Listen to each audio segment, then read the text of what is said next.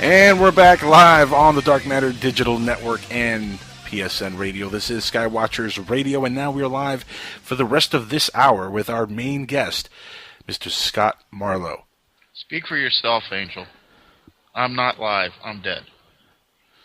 Well, to me, you're very much living, sir. Yeah, I mean, I'm here. I'm in the present dimension. Yada yada. But exactly. You're here, kind of, sort of, maybe.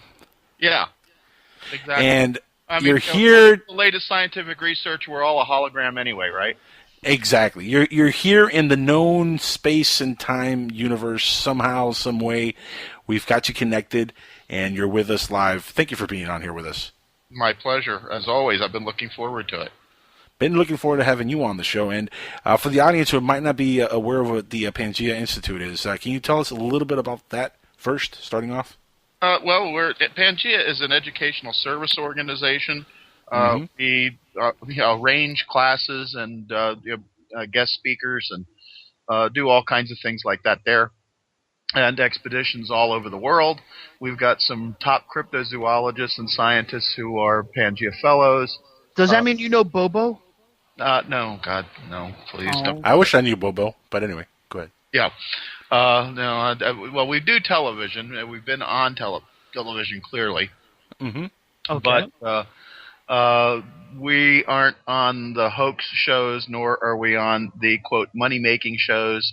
We provide expertise and, real stuff, not faked.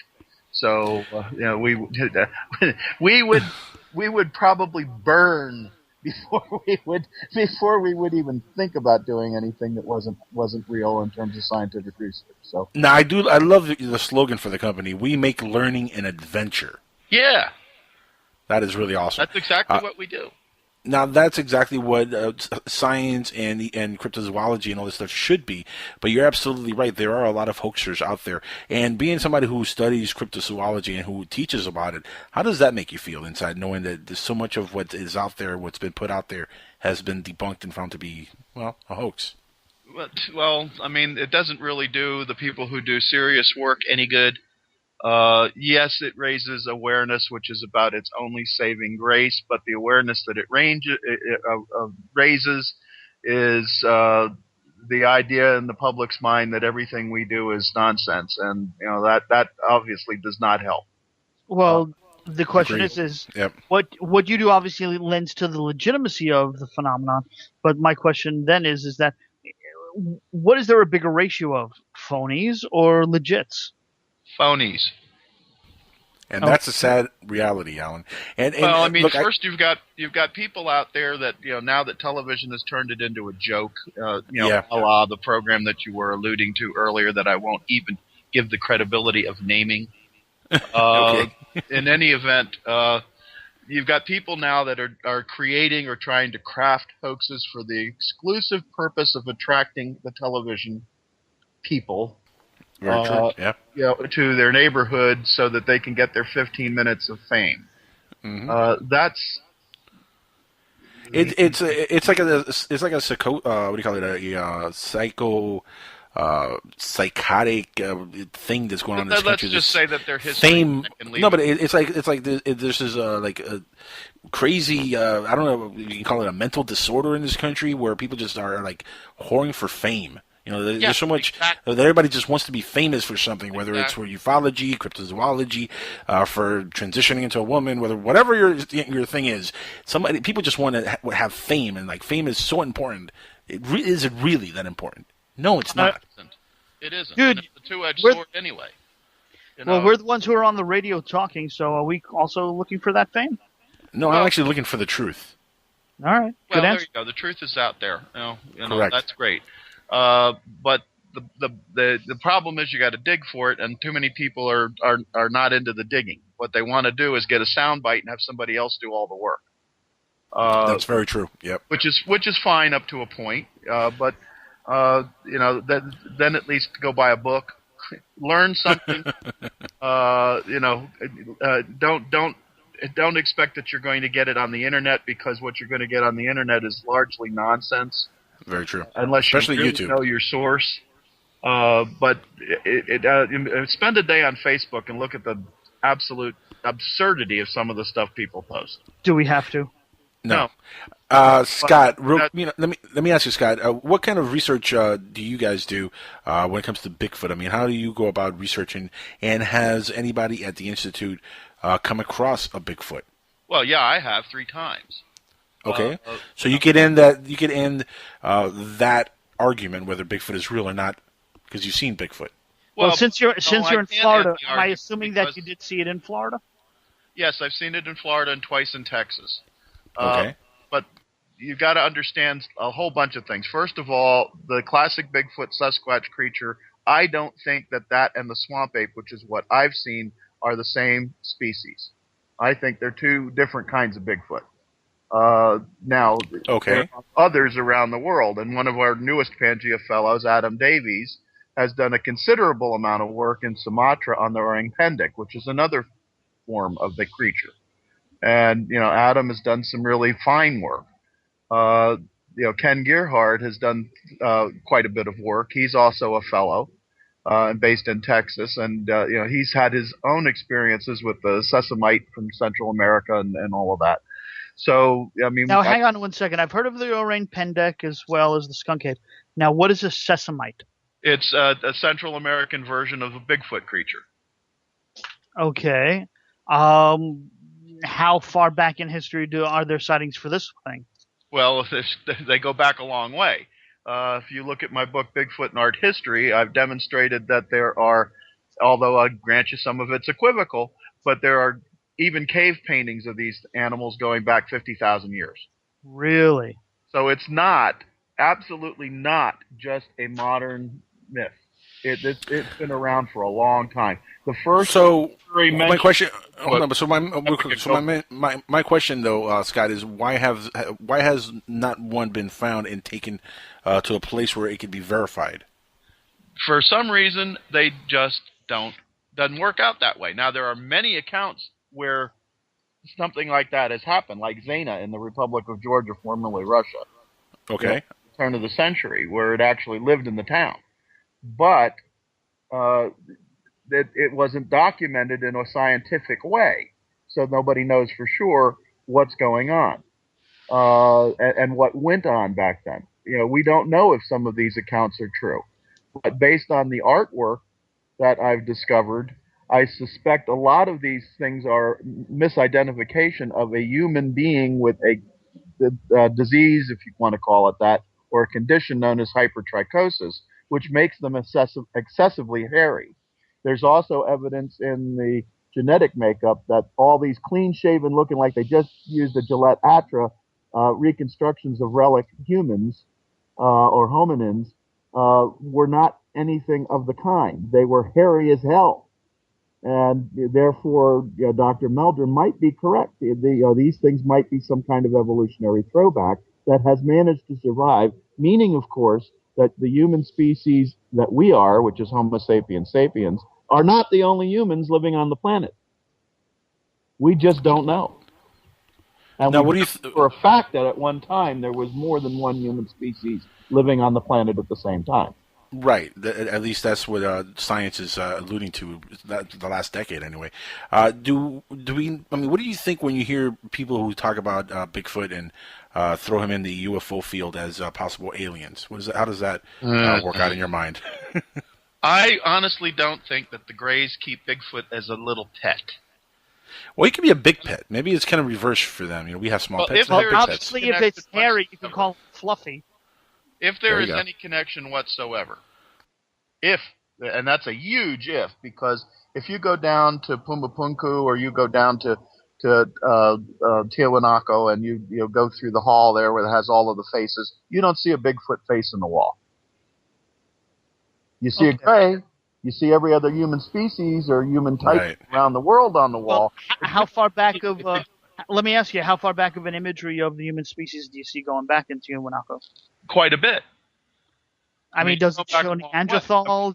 The Anunnaki might be represented there by the statue in the center. You know what I'm talking about. Right. Yeah. As a matter of fact, I do. So I don't know. I'm sure that ancient peoples were much better traveled and had more technology than we give them credit for. Oh, yeah, I completely agree with that. Whether it's space alien or not, I don't know. Mm-hmm. If they had any impact. That I just don't know. But when you see Pumapunku, it's awfully hard to say they weren't advanced. Or what was here was not advanced. Well, weren't advanced-ish, because, a lot of the stuff at Pumapunku could have been done with, modern tools, but not space-age tools like laser cutters and stuff like that. Like, you could have done it with chisels and different forms of sandy I don't granite. think that's entirely possible. I mean, this has already been... actually, you should really look at some of the work of Dr. Michael Heiser. There's actually documented evidence proving that this is the way they did it. The people in the area actually know how it was done in Pumapunku. In fact, that place was raided, and a lot of the stones at Pumapunku ended up being used for the building construction of infrastructures in the area locally. So what you have there is just like the remnants of what was once there. And a lot of that stuff, look, here's the thing, Scott, and this is something that really upsets me about mankind and about the UFO field and every other paranormal group out there. They don't give any credit to human beings. Human beings are very smart. Human beings are also very dumb. Human beings are very clever, and human beings are also very ignorant. But in all that, human beings do have that clever side. We do create things. And for millennia now, we've proven that we can create new things on our own without any outside intervention. And guess what? If this world's been around for 4 billion years it's been around, supposedly, I have a very strong feeling that we've gone through evolution several times, and this is not the first time that technology is the way it is and it's evolved the way it has on this planet. I'm pretty sure that 2 billion years ago, somebody was on some form of radio talking to some other folks having a very similar conversation to this one. Why? Because technology probably did exist a long time ago within this planet with humans that lived a long time ago. Hell, we're finding out. We're finding out. I agree with that.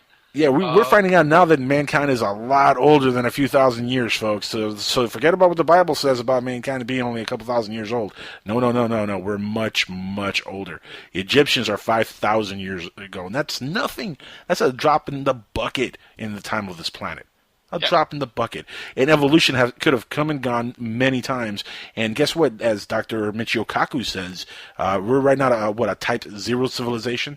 Right, we're on the cusp of becoming a type 1, but we're also on the edge of maybe blowing ourselves into smithereens with our wars and our evil tactics. Well, and who's putting out there? So who's not to say it hasn't happened before many times? Exactly. So, and in fact, the Atlantis legend, even the Bible, if you go back to the pre-deluge, stuff. I mean, they all basically have the same theme. There's been some major upheaval, major catastrophe, whether that would take the form of a celestial event or whether technology did us in because we misused it remains to be seen. If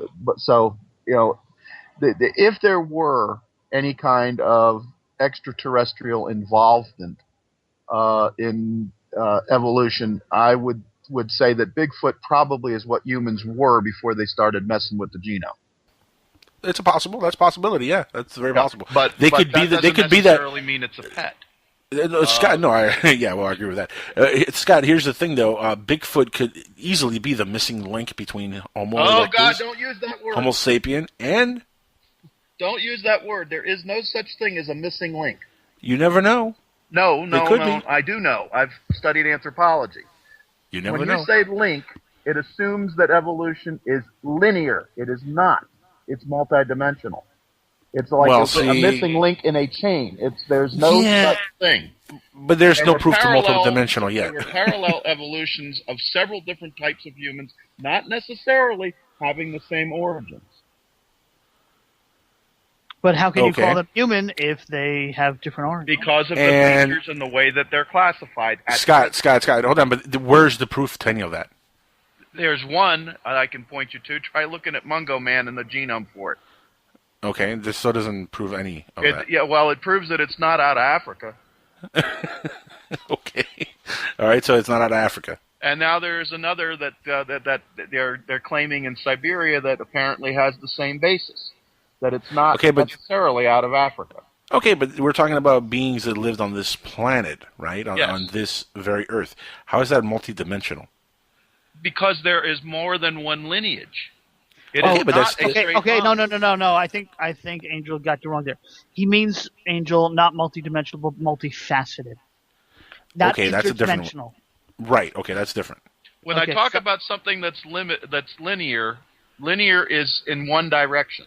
Well, yeah, but essentially we're talking about but look, human Scott, species branched off from a common ancestor many, many millions of years ago, and they went in different directions. Not all of them resulted in Homo sapiens sapiens. Oh no, I agree with that, but somewhere along the way there could have been some kind of link. But that's why there is no such thing as a link. I don't know. I don't buy it. There might be some element of a particular group that is yet to be identified, but it is not a link in a chain. There might be some stray DNA. Which links it together as a link. Mm-hmm. That it has in common. You could yell at him about this. I understand where you're coming from. He's just not getting it. Now, what upsets you more when somebody believes about the missing link or UFOs, Scott? What's that? What seriously, like, what upsets you more when somebody says something about the missing link, possibly being a Bigfoot, possibly being the missing link, or when they mention him as being an alien? What gets to you more?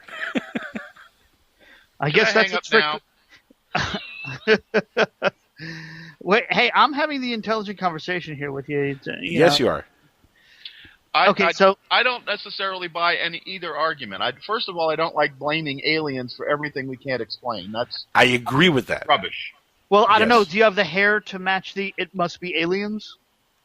Do you have the hair? I've got Bigfoot hair that they can't identify.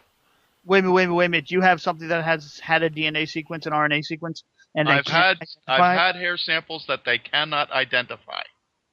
Really? Now, where did you find this? On one of my expeditions with my students, right, in the Green Swamp, and it was sent by Discovery Channel, coincidentally, to Michael Hughes at USC, and Mike could not identify it. The only thing he could say for sure was that it was not a bear, it was larger than a dog, and it was not from any known North American animal. Now, how come we never heard about this on the TV? You did. But everybody was more fascinated by Dave Shealy not passing a lie detector test. Okay. Well, that could be a problem. Exactly. I don't remember hearing about it on the news, but... Well, I can't help, excuse me, guys, but I can't help what the media jumps on. That's the problem, though, Scott. It's not, the media suppresses this kind of information. Exactly. And then that's the main issue. We don't have any proof. Yeah, and the media is not the only place that suppresses it. I've dealt certain museums that have prevented me from getting at DNA samples of something I suspect has a relationship, and then deny vehemently that they have the material that I know they have because I can even give them the bin box. Are you serious? Yes. And what kind of relation are we talking about here? Like, I'm not sure that they are not in some way related to the Bigfoot phenomenon. And I'm referring to the red-haired giants a la Lovelock Cave. Right. All right. So, I have found specimens now 3 times, and 3 times I've had them yanked away from me by name museum outfits and the government because I wanted to retrieve a tooth to have the DNA done on them. And they just shut you straight down. Absolutely. Now, well, isn't there procedures? There are 2 more specimens. I'm not telling nobody till I raise the money to do it and I go do it. What I'm doing, where it is, and what's going on. I won't tell even the people who I hope are funding this. Scott, isn't there a procedure you got to go through to get permission to do some kind of study like that? Isn't there channels you can go through? There are legal channels. They can't stop you. Good luck. Do you really have to jump through that many hoops? Yeah, probably. Yeah, you got hoops, and they get progressively smaller until you're trying to fit your way through a key ring. They got hoops within the hoops. Yeah, it's not easy. They make it absolutely impossible, knowing full well that they're going to run you out of money or run you out of time. Well, so how would you run out of time? And that, of course, is the plan. Scott, here's a question. You've been in front of a Bigfoot on multiple occasions. You've seen them from either far away. We haven't talked the distance you were with them. You were away from them, but you've been at sites where Bigfoot has been present, and a lot of people have been at sites where Bigfoot has been present.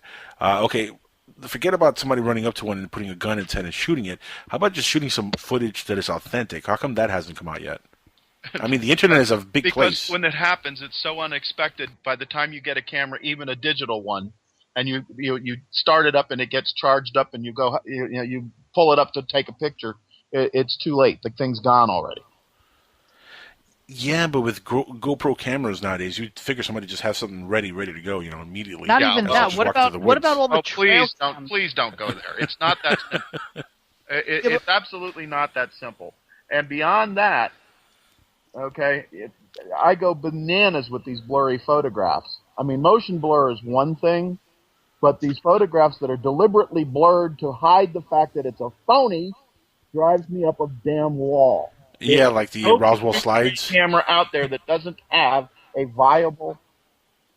Sorry, I'm getting loud. A viable autofocus. Okay, but let me ask you.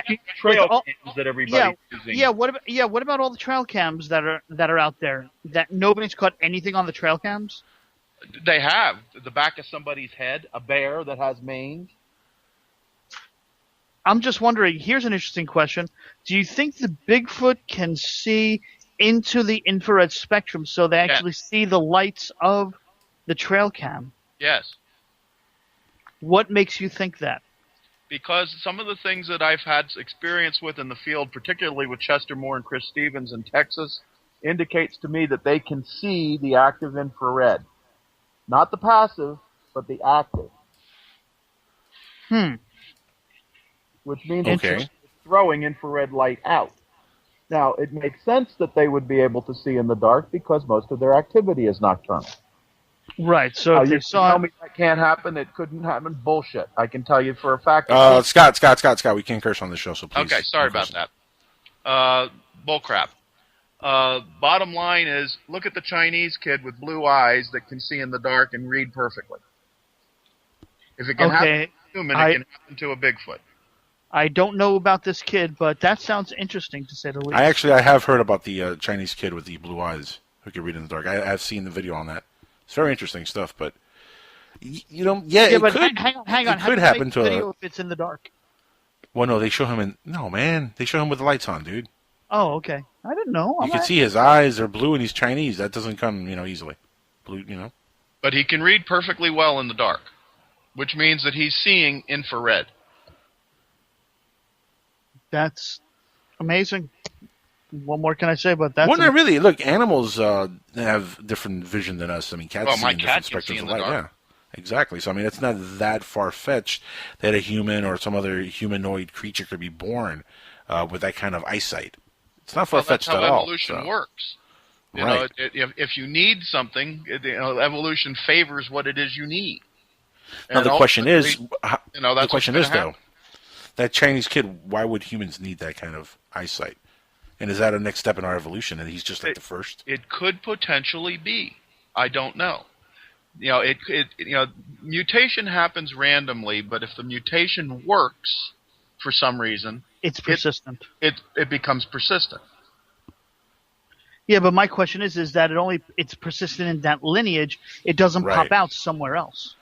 It can and sometimes does. Other times it doesn't. It depends on the specific genetics and how whether it's dominant and recessive and getting into all that Mendelish stuff. I think this kid lived way too close to Fukushima, and that's why he glows. That's why he can read in the dark, and he glows in the dark while he's at it too. Well, here's another cryptid. Let me bring up the so-called black Florida panther, which I've also seen twice.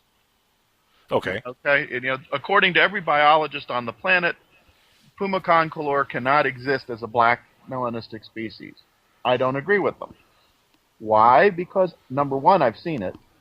Number two, so have many other people, including state officials who don't want to admit it, that have admitted it to me but won't admit it in public. All right? But there's a reason for it. Have you ever seen a Florida panther or a puma that is newborn? No, can't say that I have. Can't say, no. They have black and gold spots. Which is I'll take your word for it. Okay. Camouflage spot. So the black is there. It just doesn't turn on normally.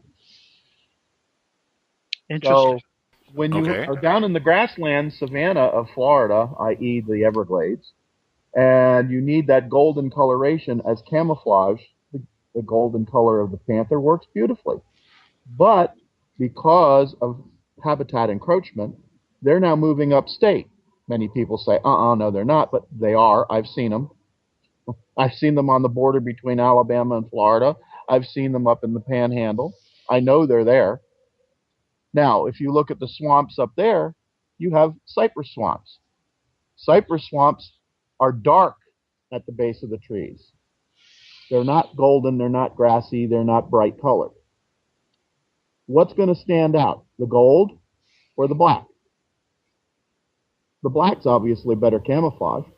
Right. So the gold stands out. At some point, these animals are evolving the dark coloration because it's better camouflage for them.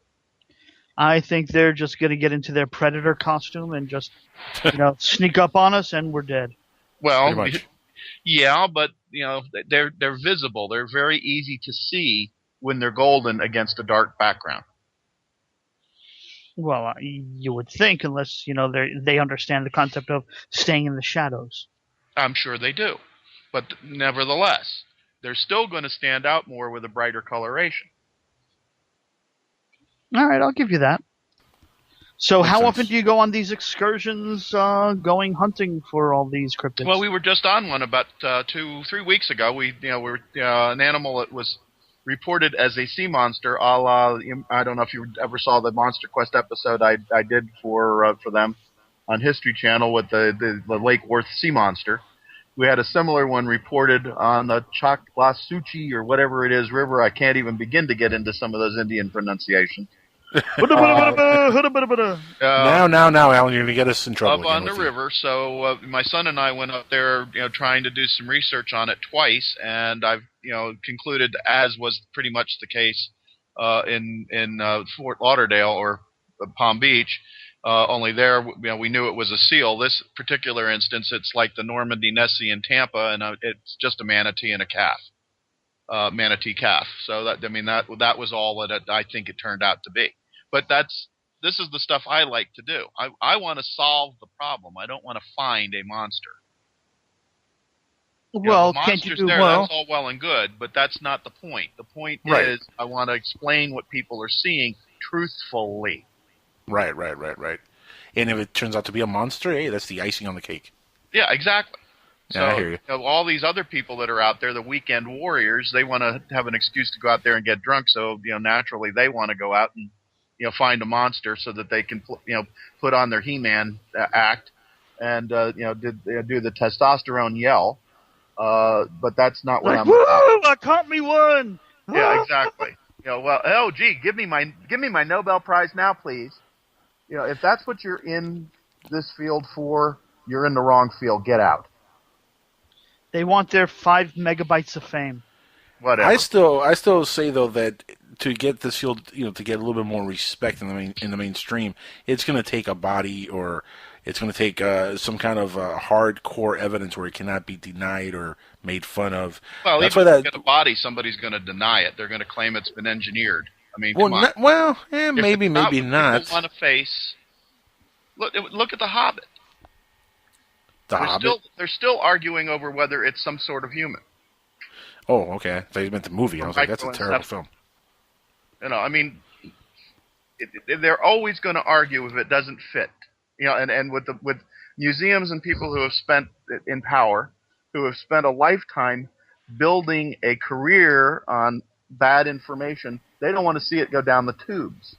So it takes science a long time to accept reality sometimes. So, in other words, we're never going to find out if Bigfoot is 100% real unless we actually go in the woods ourselves and. Well, let me ask you a question. If they do prove that Bigfoot exists, it is by nature a reclusive, very rare animal. Right. If it's entitled to the same protections we give other animals who are rare and endangered, how many developers are going to be in favor, especially rich Republican developers, are going to be in favor of setting aside vast tracts of land for the benefit of the animal? Ooh, that's a really good justifiable cause why they don't want to admit it. Yeah. I'm sorry. They turn out to be relic hominins, and they're human, and they were here before we were. And now you've got, everything is based on who owns the land. Suppose something comes up now that you question the claims. Right. Well, the same way that they've had gorillas and monkeys be able to sign language and have free thought. What happens if this hominid can be taught that, and does it have rights or not? Well, I suspect it would probably have some vocalization ability. As I said, even my cat tries to articulate. It understands or know it. No, and here's the thing: if they stayed, out of sight for this long, and they've evaded being seen, for the most part, they have to be some form of intelligence there. I mean, there has to be intelligence for these creatures. Absolutely. It's just that their intelligent technology is based on their senses, more so than ours, which is based on technology. We depend on technology to do what they do naturally. Okay, now here's an interesting question. Do you think they have more than our 5 senses? Well, yes, in the sense of the ordinary cardinal senses, they're far more sensitive to them. I mentioned pheromones. We can detect pheromones. We are in fact motivated by them, but we don't realize that we are. Well, that's our little subconscious. Recognized.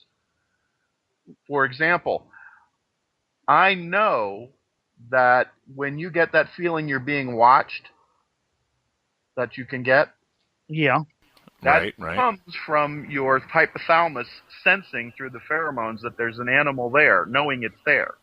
But your conscious cardinal sense is telling you there isn't. So you get that paranoid, something is watching me feeling. Huh. Okay. All right, I'm with you there.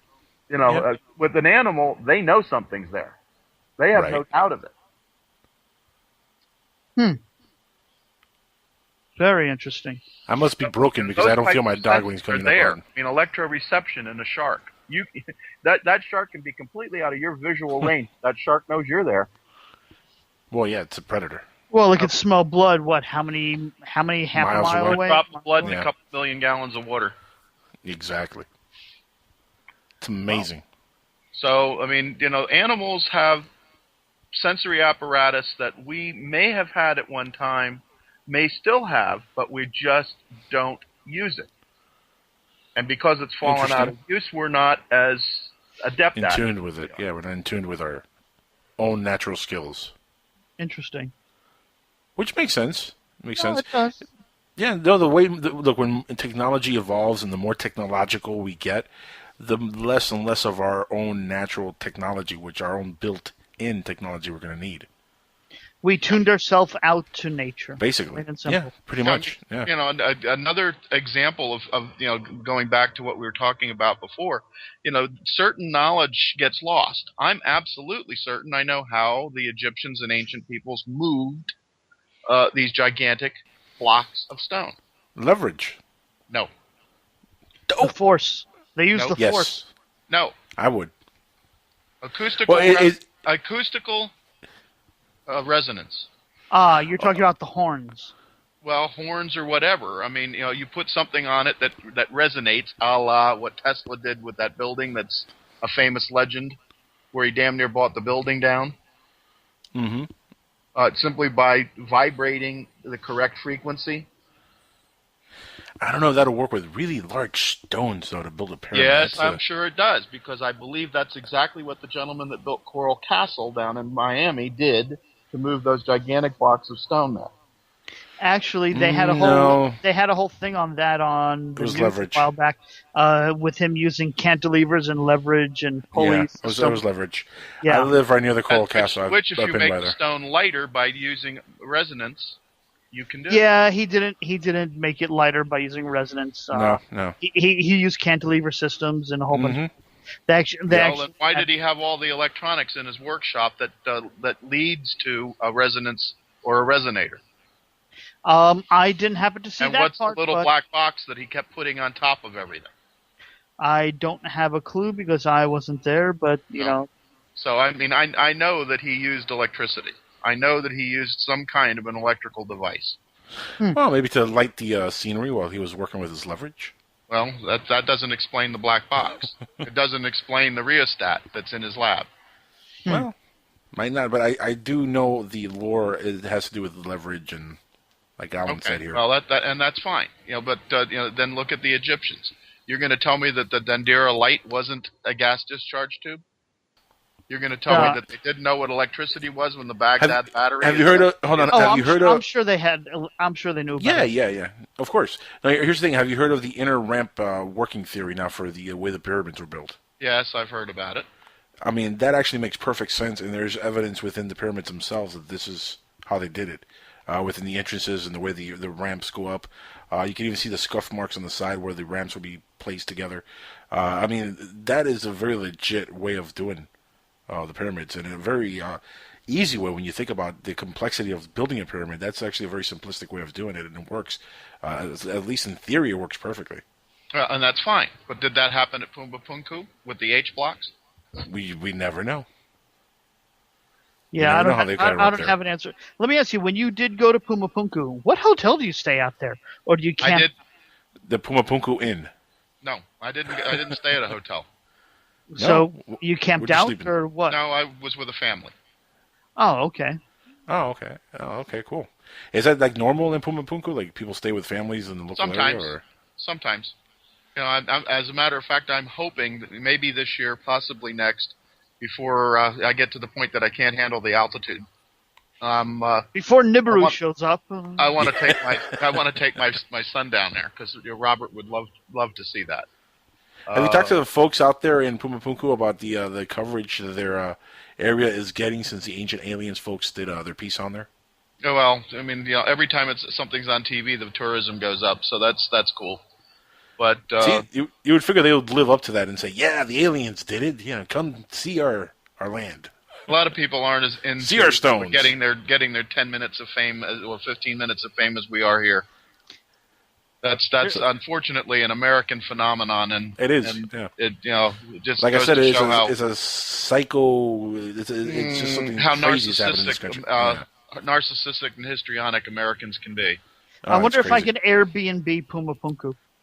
I'm just wondering. You think they'll have anything on Airbnb? I don't know. Maybe. I wouldn't mind making a trip down to Pumapunku. That would be a fun thing to do. That'd be a great area to go down and there's lots of things down there, and that's that's not the only thing to see. I mean, some of the museums in La Paz are phenomenal. Now the question is does anybody have an organized tour going there or doing that sure. on a regular basis? Sure. That are in our realm and community? I believe so. I think what is it? Eco Tours. Not to give anybody a plug, but there's a couple of outfits that do educational tours that take groups down there and have guides who have been there dozens of times and know their stuff.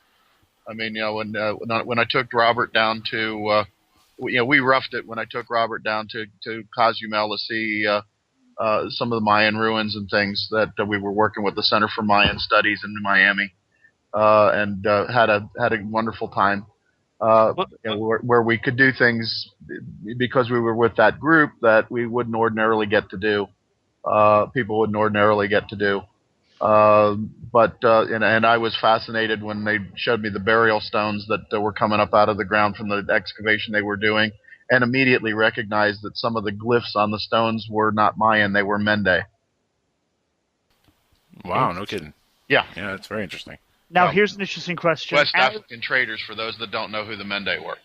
Right. Now, here's something interesting. As Cuba opens up and becomes more accessible, do you think we're going to see any trips down there, and do you think we'll find anything down there? Yes, we're going to see them, and actually that's another trip I want to take very soon because me too. Theoretically, we're going to have a ferry that runs between Tampa and Havana shortly. Yes, that is coming up. They've been talking about that in the news actually recently here. Miami. I think there's going to be a ferry out of Key West and one out of Miami as well. Yeah. As you know, I'm in Miami and I'm Cuban. Yeah. Guess where I'm going to be going. I'm dying. I would love to see Cuba. Do you think? But let me ask you, what do you think is there for our realm of cryptozoology and ufology? That's where I was going to ask. Thank you for that's something I don't know, and that's one of the reasons why I'm curious. I really would like to meet a couple of my Cuban counterparts. Now, I'll tell you this much: there's definitely a lot of UFO activity up in Cuba. Right, and there's a lot of UFO activity in Cuba also. Yeah, oh yes. Yeah. Well, theoretically, right off the coast there, you know that if there is that conduit between Gulf breeze and the Gulf of Mexico, it exits right down in that neck of the woods. So that would be right. Scott, what do you make of the supposed pyramids and structures and stuff they found under near Cuba, underwater? Yeah, I know, on the south side. Yeah. I don't know what to think yet. I'm sure they exist. I know that pyramidal structures seem to be the norm around the world and have been for quite some time. But then again, that is also the most stable architectural structure that ancient people could build with stone. Yeah, yeah. And it's proven the test of time. Look at that, huh? Yeah, I mean, I'm not terribly impressed with the everybody copies the Orion and the Orion constellation with the layout of architectural features. Why does everybody do it? What do they know that we don't? Well, that doesn't necessarily mean they know anything else. What's the most prominent constellation in the sky? In the northern hemisphere. In the northern hemisphere. Right, but we find the pyramids in the lower part. But not necessarily laid out in accordance with Orion. Well, isn't the Great Pyramid of Giza pointing true north? It's oriented that way, yes. Yeah, it's oriented to the cardinal points. It's also at the absolute center of the landmass. Correct. Which, just the fact that they were able to get that done like that, that's an incredible but I honestly achievement. think there's tons of things under the Mediterranean that we don't know about. For example, when the sea level was considerably lower, remember that the Pillars of Hercules, i.e. the Straits of Gibraltar, would have been a natural barrier to the sea, meaning the Atlantic, as the Isthmus, the Bosporus, would have been also to the Black Sea. Right. So, and also the Gulf of Aqaba, I believe. Not Aqaba, the Gulf of Arabia. So as the water level rose, eventually it would breach that and then fill it up. So the Mediterranean at one time may have been nothing more than a bloody large lake. It's possible, yeah, it's very possible. So there could be one reason for a flood legend, i.e. Atlantis. Right. All right, and then the flood legend, go over in the Black Sea could also have been a similar situation, and they may have happened very close together. So which explains multiple flood legends. To be a universal flood. The same thing. I mean, I think they're saying now that Eden was actually, where it was supposed to be at the mouth of the Tigris and Euphrates and several other rivers that are now underwater because that same kind of a breach happened at the Gulf of Arabia. That's interesting. The old legends, the biblical stories, and what have you, and reducing them down to their smallest, simplest form, because I think that's where the kernel of truth is. Now, speaking of biblical legend, what are your thoughts on the Nephilim in the Bible? Well, the sons of God and daughters of man bother me. Right. I don't believe as well as should, it had anything to do with extraterrestrials. I don't think they had anything to do with being fallen angels. I think the word Nephilim simply meant giant. And in the later Bible, that's all it did mean. Only in Genesis did they give it any further credibility. Angelic, right. Well, but what do you think these giants were? Do you think they were just giant human beings, a different offshoot of the human race? Well, here comes my tie-in with Bigfoot, and the reason I'm interested in the red-haired giants. Gotcha. Okay, the point is that they apparently existed through modern times, even though they were supposed to have been killed off in the pre-deluge world. Gotcha. So, but is it so strange that there would be a megafauna version of humans when there were megafauna versions of pachyderms, megafauna versions of ursids, megafauna versions of deer and elk, megafauna version of, shall I go down the line? The rhinoceros and many of the other animals that existed, in the distant past? I don't think so. Right. We already know that there was Meganthropus, which was a variety of human, and it was a giant, or a very large one. But we don't know, and we seem to be being prevented from finding out if the red-haired giants were a remnant of the Meganthropus population. Scott, question. Now, I've seen videos on YouTube, and YouTube is not the greatest source for credibility, but I've seen a few videos of bones that are found from supposed giants. Some of it has been debunked or later, said they were hoaxed. How many bones have actually been found? Do you know of actual giants? Do you know of any? I know that it has been found regularly. I know that there are at least 300 instances of such finds here in the United States. Some right here in Florida. No kidding. Oh yes, but when we say giants, how big are we talking about? And nobody will admit they've got them. Now, I've tried the Smithsonian. Where in Florida are we talking about? Denies it categorically. Scott, where in Florida were they found? Do you know? Along the Kissimmee River. On the Kissimmee River, and when they were doing the Kissimmee River, drainage project years ago in the 40s. Okay, and couldn't this be tracked down somehow? I mean, if they found something. Try. Go ahead. Give it a shot. I have. And how did you find out that they found these bones? I mean, you weren't around back then. Originally, I found out by reading the work of my friend Charlie Carlson. And then I went back and did a little bit more research and found that there were giant Indian tribes reported living here by Columbus and others. Oh, no kidding. Okay. So, obviously it makes perfect sense. There are many, many, many, many burial mounds around the country that work, especially the serpent mounds, as being giant constructions. Then take a look and talk to my good buddy Rick Osmond, who I know you know well. Yeah, I know Rick. And read Rick's book. Was it The Caves of the Golden Bear? Correct. Speaking of caves, do you know anything about these caves that are supposed to be in the Grand Canyon that have Egyptian hieroglyphs and there are tombs? Heard of them. Know anything else about them besides heard of them? Other than I think it's a hoax, no. Really? All right. Because according to the government themselves, there are certain parts of the Grand Canyon we are not allowed to traverse to because of national security. Okay, but let me ask you this. Why would the Egyptians, who very rarely did anything completely secret, they wanted to be seen, decide that they wanted to inhabit something so far down the canyon?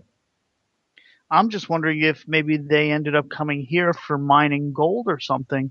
And that's very probable based on what Rick has said. They were here mining copper in the upper Great Lakes region.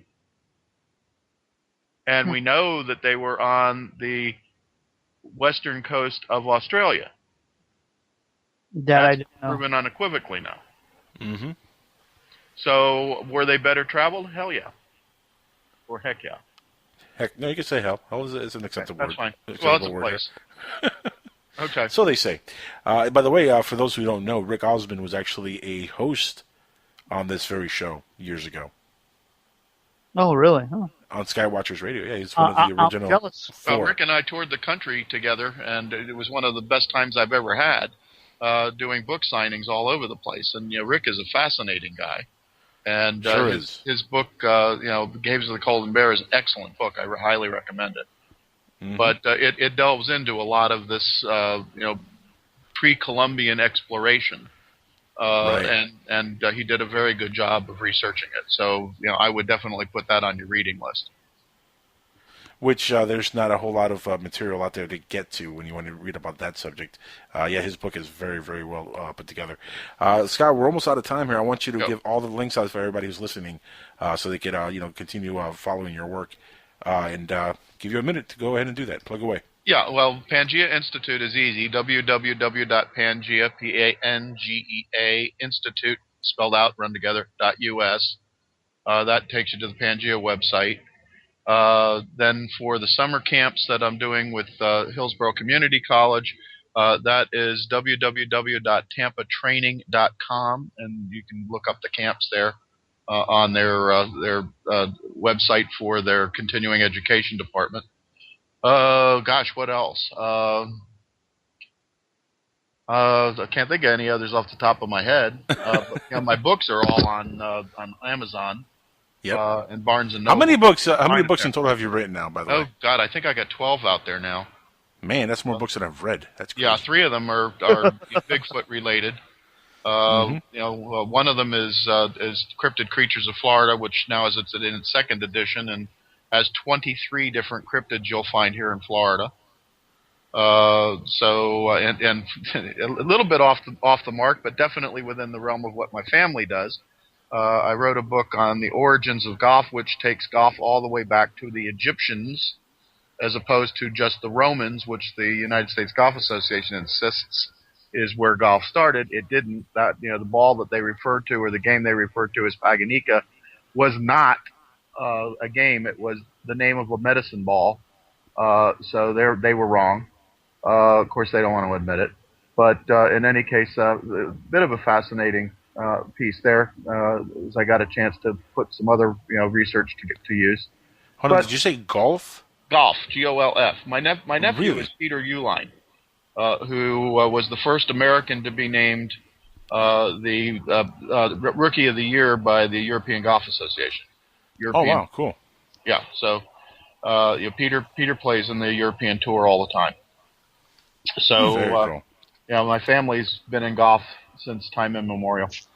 So no matter what time of year it is, no matter what year it is, no matter what century it is, the people in power have been playing golf for centuries. Yeah, especially doctors on Wednesdays. There you go. Scott, thank you so much for being on the show tonight with us here Thanks on Skywatchers Radio. Been a blast, my friend. Take care.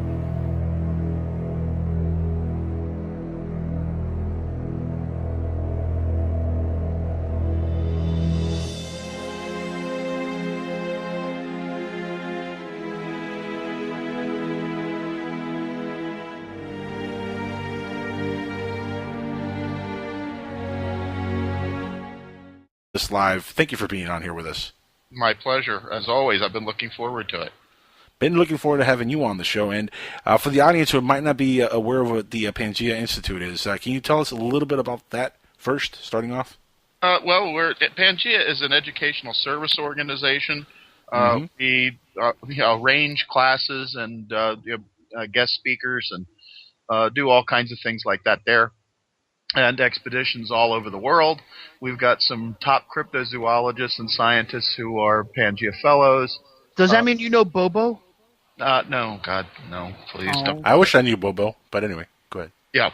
Well, we do television. We've been on television, clearly. Mm-hmm. Okay. But we aren't on the hoax shows, nor are we on the, quote, money-making shows. We provide expertise and real stuff, not faked. So we would probably burn before we would.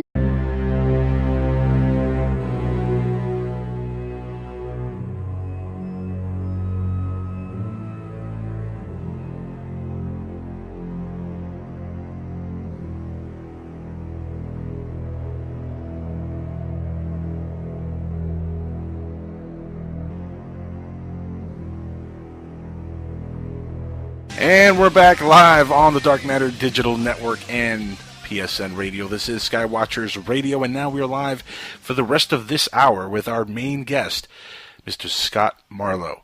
Speak for yourself, Angel. I'm not live. I'm dead.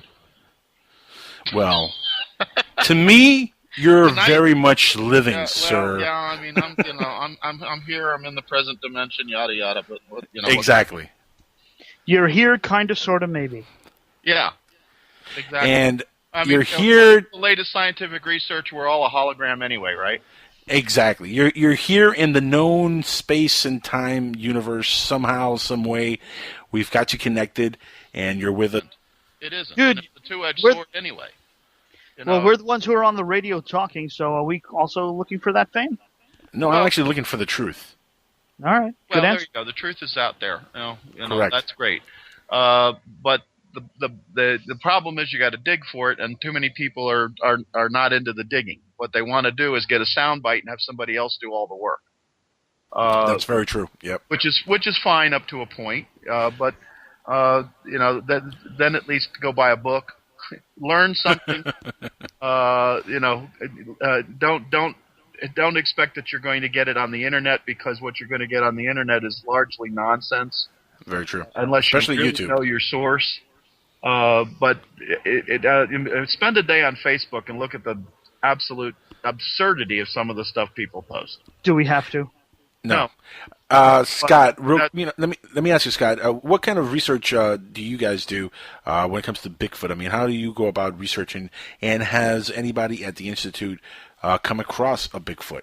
Well, yeah, I have 3 times. Even think about doing anything that wasn't real in terms of scientific research. So now, I love the slogan for the company. We make learning an adventure. Yeah. That is really awesome. That's exactly what we do. Now, that's exactly what science and cryptozoology and all this stuff should be. But you're absolutely right. There are a lot of hoaxers out there. And being somebody who studies cryptozoology and who teaches about it, how does that make you feel inside, knowing that there's so much of what is out there, what's been put out there, has been debunked and found to be, well, a hoax? Well, I mean, it doesn't really do the people who do serious work any good. Yes, it raises awareness, which is about its only saving grace, but the awareness that it raises is the idea in the public's mind that everything we do is nonsense, and that obviously does not help. Well, the question Agreed. is Yep. what you do obviously lends to the legitimacy of the phenomenon, but my question then is that what is there a bigger ratio of, phonies or legits? Phonies. And that's a sad reality, Alan. And well, I mean, look, first you've got people out there that now that television has turned it into a joke, a la the program that you were alluding to earlier that I won't even give the credibility of naming. Okay. In any event, you've got people now that are creating or trying to craft hoaxes for the exclusive purpose of attracting the television people. Very true. Yeah. To their neighborhood so that they can get their 15 minutes of fame. Mm-hmm. That's it's like a